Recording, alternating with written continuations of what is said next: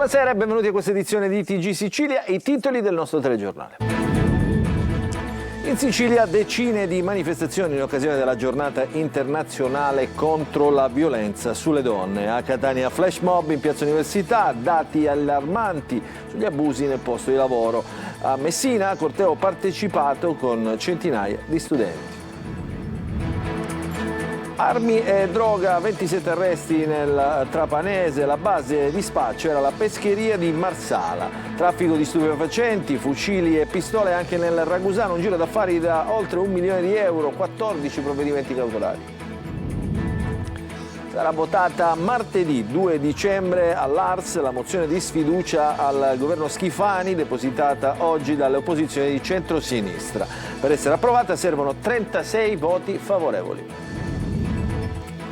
A Catania la tassa dei rifiuti tra le più care d'Italia, una famiglia costretta a sborsare 600 euro a fronte di una spesa media nazionale di 340 euro. Il comune punta il dito sui cittadini che non fanno la raccolta differenziata. Diventa motivo di scontro politico l'emergenza idrica in provincia di Trapani che sta paralizzando cittadini e amministratori. Già in azione le autobotti nei punti critici. Calcio, il Catania perde Ciccerelli. Gli esami strumentali hanno evidenziato la frattura del malleolo. Oggi la ripresa degli allenamenti in vista della trasferta di sabato pomeriggio contro il Picerno.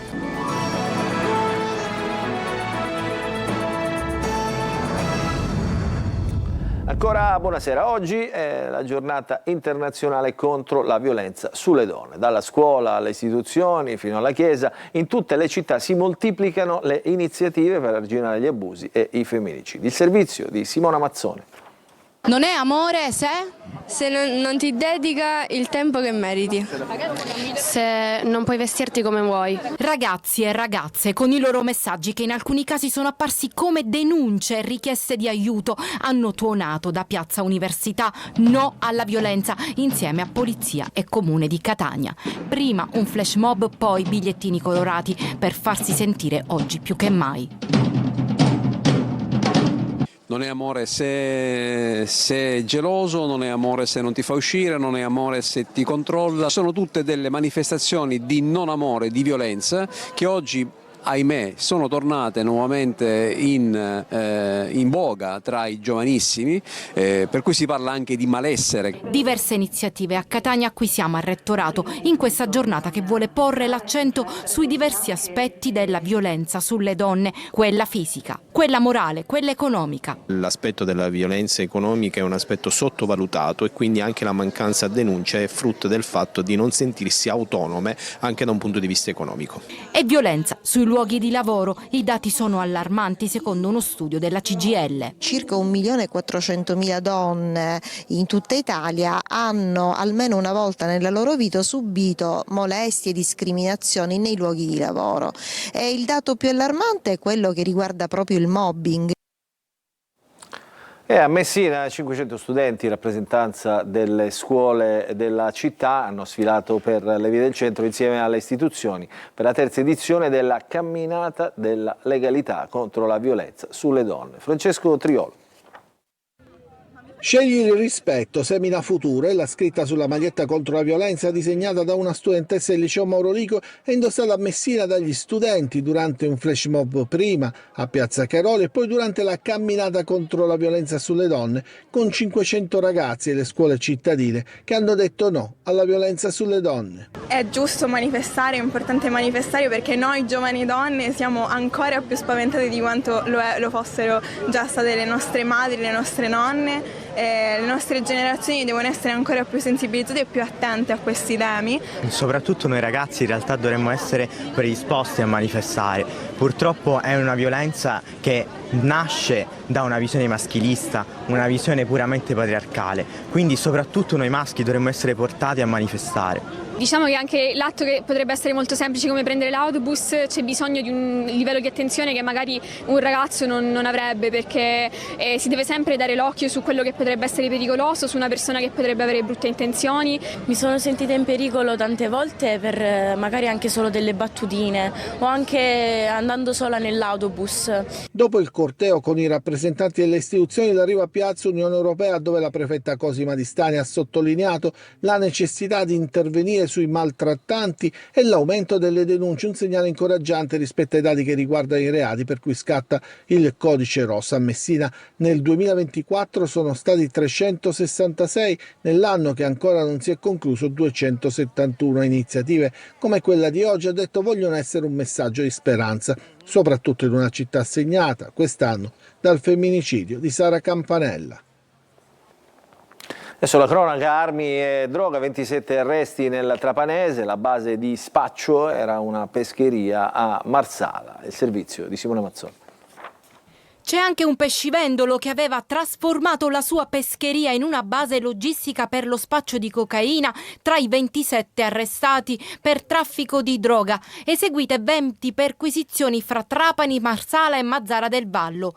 L'indagine avviata nel 2020 ha permesso di accertare un fitto commercio di cocaina. Un gruppo criminale era attivo a Marsala e riconducibile a un pregiudicato all'epoca ai domiciliari per droga, autorizzato ad allontanarsi da casa per gestire la pescheria di cui era titolare. L'uomo in realtà aveva trasformato l'esercizio commerciale in un centro di spaccio. Il pescivendolo nel corso dell'indagine è stato privato della pescheria, così ha pensato di trasferire la base operativa della droga nella sua casa. Del gruppo facevano parte anche padre e cugino, coinvolti in un grave atto intimidatorio consistito nell'incendio di un noto bar marsalese perché il titolare aveva rifiutato un'assunzione. Un altro gruppo faceva capo a un allevatore marsalese di 70 anni collaborato da una fitta rete di pusher.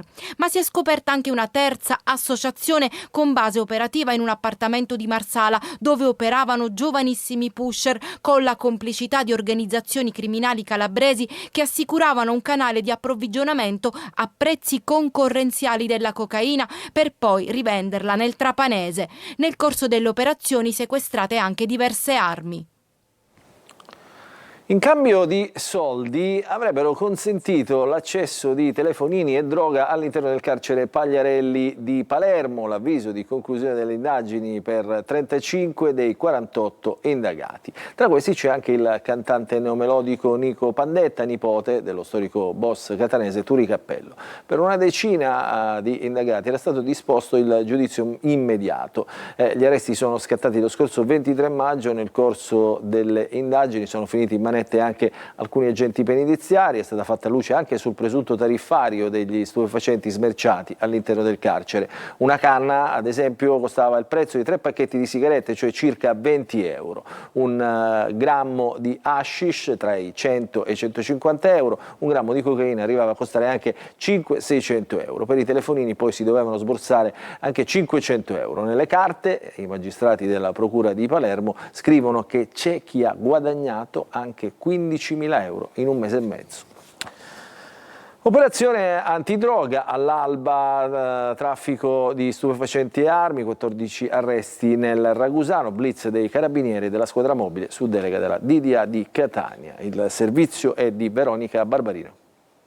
Una vasta operazione antidroga ha scosso all'alba la provincia di Ragusa. 14 gli indiziati di partecipazione a 2 associazioni a delinquere finalizzate al traffico e spaccio di stupefacenti, entrambe operanti tra Vittoria e Comiso. Il blitz, coordinato dalla DDA di Catania, ha visto in campo i carabinieri della compagnia di Vittoria e gli agenti della squadra mobile di Ragusa. Le indagini hanno ricostruito un'organizzazione con canali di riferimento anche fuori provincia. Figura centrale sarebbe Emanuele Lauretta, considerato fornitore stabile dei gruppi, che aveva un canale diretto e privilegiato con i fornitori che si trovavano a Catania e in altri luoghi della Sicilia. Scoperti inoltre vari nascondigli per la droga, tra cui un casolare in Campania. Il giro di spaccio stimato è di circa 1 milione di euro, con migliaia di cessioni, 200 acquirenti identificati e sequestro di cocaina, hashish e marijuana. Indagata anche una donna per riciclaggio di 100.000 euro. 3 provvedimenti cautelari sono stati notificati in carcere. Uno degli indagati è irreperibile e gli arrestati sono stati trasferiti in varie strutture detentive.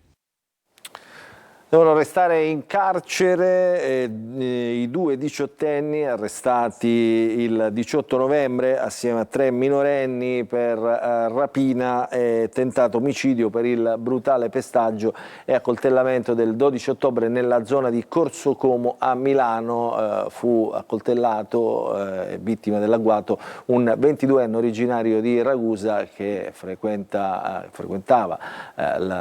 l'Università Bocconi proprio a Milano e che adesso rischia di rimanere paraplegico. Nel provvedimento la giudice fa presente che i due negli interrogatori hanno minimizzato le proprie colpe rendendo versioni inverosimili con un rimpallo di responsabilità. Il Tribunale di Caltanissetta ha emesso le prime condanne nell'inchiesta sui maltrattamenti agli anziani nella casa di riposo Santa Chiara. 2 imputati sono stati riconosciuti colpevoli, mentre altri 3 hanno patteggiato. Sentiamo il servizio di Rita Cinardi. Si conclude con 2 condanne e 3 patteggiamenti, uno dei 2 processi sui maltrattamenti ai danni degli anziani ospiti della casa di riposo Santa Chiara di Caltanissetta. Oggi il tribunale, presieduto dal giudice Santi Bologna, ha riconosciuto la responsabilità dei 2 operatori sociosanitari, Gaetano Marrocco e Pietro Castronovo, arrestati lo scorso dicembre durante il blitz dei carabinieri che aveva portato alla chiusura della struttura. Marrocco è stato condannato a 4 anni e 1 mese, Castronovo a 4 anni e 8 mesi di reclusione. Entrambi avevano scelto il rito abbreviato, ottenendo così lo sconto di 1/3 della pena. Il tribunale inoltre ha accolto la richiesta di patteggiamento per 3 operatori che sconteranno la pena con 3 anni di lavoro di pubblica utilità. Secondo l'inchiesta, la Santa Chiara era diventata teatro di abusi e vessazioni ai danni degli anziani ospiti. I più fragili venivano immobilizzati a letto con mezzi di contenimento legati con cinghie alle sedie a rotelle, impedendo loro qualunque tipo di movimento. Altri venivano offesi e in un caso era stato praticato un clistere che aveva provocato un'emorragia ad uno degli anziani che, secondo la ricostruzione degli investigatori, non era neanche stato portato in ospedale. Adesso torniamo sul caso del pizzo con le bottiglie incendiarie che ieri ha sconvolto la borgata di Sferracavallo a Palermo. 5 attività sono state prese di mira, un gesto eclatante e sprezzante legato a Cosa Nostra. E torna l'ombra dei Lo Piccolo. Addio Pizzo dice: i commercianti devono stare in guardia e non vi piegate, sottolinea a queste minacce. Marco Gullà. Sferracavallo è ancora sconvolta. Le bottiglie di benzina lasciate davanti le saracinesche di 5 attività hanno profondamente scosso la borgata palermitana. Un gesto eclatante, come a dire la mafia c'è, è sempre presente. Un gesto, quello di ieri, che potrebbe segnare il ritorno di un vecchio ordine mafioso nel mandamento di San Lorenzo Tommaso Natale, un territorio dove l'ombra dello Piccolo di fatto non si sarebbe mai dissolta. E allora gli investigatori sono a lavoro anche per individuare chi ha posizionato le bottiglie di benzina davanti alle attività. Questo territorio è stato recentemente interessato da importanti operazioni di polizia che hanno smantellato organizzazioni criminali di stampo mafioso operanti nello stesso territorio. Non è da escludere, ma su questo ovviamente ci sono delle indagini in corso, che nuove leve vogliono imporsi nello stesso territorio, iniziando a minacciare pesantemente i commercianti. Gli investigatori sono a lavoro anche per il secondo episodio che, secondo le forze dell'ordine, è legato all'intimidazione di Sferracavallo, ovvero il rogo che ha colpito un rimessaggio di Isola delle Femmine con il danneggiamento di 11 imbarcazioni. Anche qui l'ombra forte di Cosa Nostra. Non bisogna prendere sotto gamba qualsiasi gesto, qualsiasi segnale, perché questo può essere ricondotto anche a dinamiche mafiose. E adesso la politica. Sarà discussa martedì prossimo, il 2 dicembre, la mozione di sfiducia al presidente della regione Renato Schifani. Il documento è stato presentato ufficialmente all'Ars oggi alle 14. Manlio Viola. Sarà votata martedì prossimo, 2 dicembre, la mozione di sfiducia a Schifani. La discussione a Sala d'Ercole partirà alle 14. Le opposizioni avranno 3 ore di tempo per argomentare le ragioni del no a un governo, dicono i rappresentanti dei 3 gruppi di opposizione all'Ars, travolto dagli scandali, che fa acqua da tutte le parti e che ha cacciato la Sicilia in un vicolo cieco. La mozione è stata depositata ufficialmente oggi alle 15, nonostante la conferenza stampa di mercoledì scorso che la annunciava. Si tratta di un documento semplice, in sole 3 pagine, nonostante i tempi tecnici fossero prevedibilmente più lunghi, l'analisi degli uffici è stata fatta immediatamente nell'arco di meno di un pomeriggio e la conferenza dei capigruppo ha deciso per una seduta immediata la prossima settimana.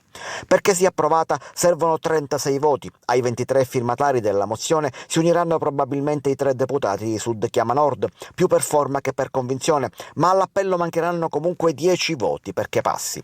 Difficile, se non impossibile, raccattarli fra i banchi della maggioranza, nonostante la convinzione di farcela di Ismael Della Vardera. Il presidente Schifani ha già detto che non commenterà l'iniziativa delle opposizioni in questa settimana, ma dirà in aula quello che è il suo pensiero politico su questo modo di procedere. Adesso parliamo della Tari, la tassa sulla spazzatura. A Catania è una delle più alte d'Italia, botta e risposta tra contribuenti e comuni, intanto si cercano accorgimenti per migliorare la raccolta differenziata che in città è ferma al 37%. Tonino De Mano. I contribuenti catanesi che si lamentano per l'elevato costo della Tari, la più alta d'Italia. Il comune che si discolpa, puntando il dito contro i cittadini che non fanno la differenziata o addirittura ai cosiddetti pendolari dei rifiuti. E tutti contro tutti, con il saldo Tari da pagare entro il 10 dicembre che riaccende polemiche, per la verità mai sopite. Alcuni numeri. Una famiglia catanese pagherà 602 euro a fronte di una spesa media nazionale di 340 euro. Tutto questo mentre la raccolta differenziata si attesta attorno al 37%. Da qui lo sfogo dei catanesi. Certo che è un engruo, 602 euro. La maggior parte dei catanesi non fanno la differenziata come si deve. Quante volte lei ha visto un catanese che butta la spazzatura fuori orario? Un sacco di volte. Costa anche portare la spazzatura fuori regione? Certamente con la nave che la portano in Olanda e quindi quella spesa della spazzatura che viene portata in Nord Europa la paghiamo noi. Perché? Perché non vengono fatti termovalorizzatori come tutte le città del nord che ce l'hanno. La replica è affidata all'assessore all'ecologia Pesce, secondo cui Catania paga colpe non sue. Purtroppo l'abbandono indiscriminato dei rifiuti e quindi una forte cifra di rifiuti indifferenziati comporta enormi costi quando conferiamo in discarica. A questo aggiungiamo anche le bonifiche che effettuiamo sistematicamente in città e quindi ulteriori costi. Questo non ci ha consentito fino a questo momento di poter diminuire la Tari. Per i termovalorizzatori ci vorrà del tempo, quindi sarà necessario migliorare la raccolta differenziata, specie nei grossi condomini, esperimento già riuscito al Viale Mario Rapisardi 190. Un operaio di 60 anni di Belmonte Mezzagno, in provincia di Palermo, è caduto da un'impalcatura al 3° piano in un cantiere edile al Policlinico di Palermo, riportando un'emorragia cranica. È stato trasportato al pronto soccorso e poi trasferito nel reparto di terapia intensiva. Sull'accaduto indagano i carabinieri e i tecnici dell'azienda sanitaria provinciale di Palermo. Adesso parliamo dell'emergenza idrica in provincia di Trapani, un'emergenza che diventa anche scontro politico. L'assessore regionale Mimmo Turano attacca il sindaco Tranchida. Il servizio di Laura Spanò. Diventa motivo di scontro l'emergenza idrica in provincia di Trapani che sta paralizzando cittadini e amministratori. L'assessore regionale Mimmo Turano non ci sta alle dichiarazioni del sindaco di Trapani Giacomo Tranchida e del presidente di ATI Trapani Francesco Gruppuso e invita tutti ad abbassare i toni. L'assessore non ci sta al fatto che davanti alla grave crisi idrica in provincia di Trapani si gettano ombre sulla regione. Da chi rappresenta le istituzioni ci si aspetta serietà e collaborazioni, non polemiche da campagna elettorale. Il governo Schifani, dice Turano, lavora alla soluzione dei problemi e la riunione di domani con gli amministratori locali della provincia di Trapani servirà a dare risposte istituzionali concrete con lealtà e trasparenza. In tutto questo però Tranchida evidenzia che la città resta sotto forte pressione e che il ritorno alla normalità dell'erogazione dipende dalla tenuta delle fonti di approvvigionamento e dalla stabilizzazione della rete. Nei punti critici della città sono in funzione le autobotti, il dissalatore di Trapani è entrato in funzione mentre il pozzo Staglio 3 è tornato operativo. Interventi fondamentali ma non sufficienti a risolvere la situazione. Anche nel Belice è emergenza idrica. Tra Poggioreale, Santa Ninfa e Partanna molte zone sono rifornite solo con autobotti. Gli amministratori parlano di condizione al limite aggravata da scorte ridotte e continui disservizi. Restiamo in qualche modo nella notizia che ha aperto il nostro telegiornale, ovvero le ricorrenze e le manifestazioni per la giornata internazionale contro la violenza sulle donne, perché al Teatro Agricantus di Palermo, proprio in questa particolare ricorrenza, Carlotta Rondana porta in scena una commedia che racconta con ironia le difficoltà di incontro tra donne e uomini. Il servizio di Desiree Ferlito.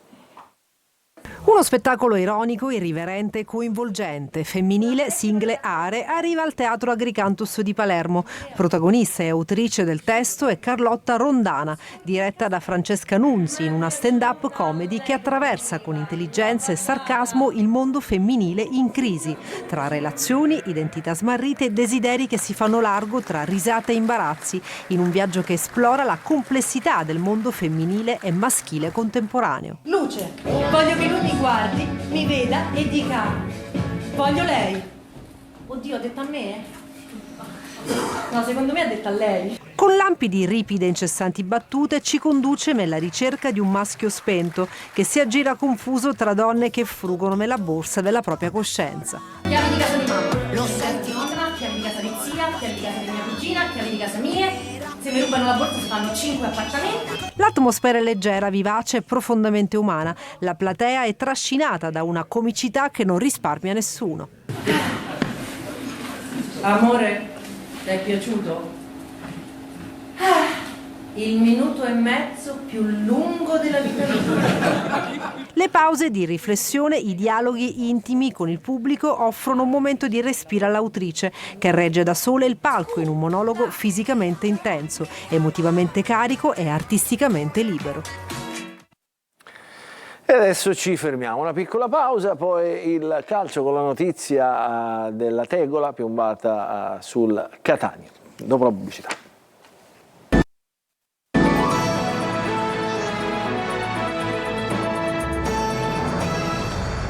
Rientriamo in diretta nella seconda parte del nostro telegiornale, apriamo la pagina del calcio, brutta tegola per il Catania che perde Ciccerelli per gli esami, si tratta di una frattura del malleolo che terrà fuori diversi mesi il calciatore, oggi la ripresa degli allenamenti in vista della trasferta di sabato pomeriggio contro il Picerno, il servizio di Francesco Triola.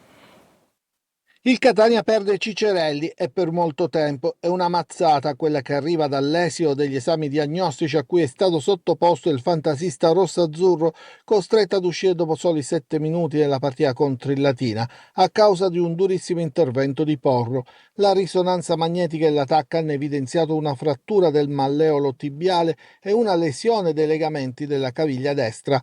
A causa della gravità dell'infortunio saranno necessari ulteriori accertamenti diagnostici e altre visite specialistiche per decidere se intervenire chirurgicamente o scegliere la terapia conservativa con un periodo di immobilizzazione e successivo percorso di riabilitazione. In ogni caso l'assenza di Ciccerelli dal campo sarà molto lunga. Un duro colpo, soprattutto perché Ciccerelli si è dimostrato un'arma in più per il Catania in questo avvio di campionato. Adesso ci sarà da studiare come sostituirlo. È uno dei nodi che dovrà sciogliere Mimmo Toscano, che ci ha lavorato già dal primo allenamento della settimana. In mezzo c'è Bagar perché nella partita contro il Picerno, oltre a Ciccerelli, potrebbe essere concesso un turno di riposo a Lunetta e così Stoppa, D'Ausilio, Corbari e Jimenez insieme al rientrante Quaini potrebbero giocarsi 2 maglie. Su Quaini però attenzione perché potrebbe essere utile alla causa anche in difesa. Ci fermiamo, un'altra piccola pausa.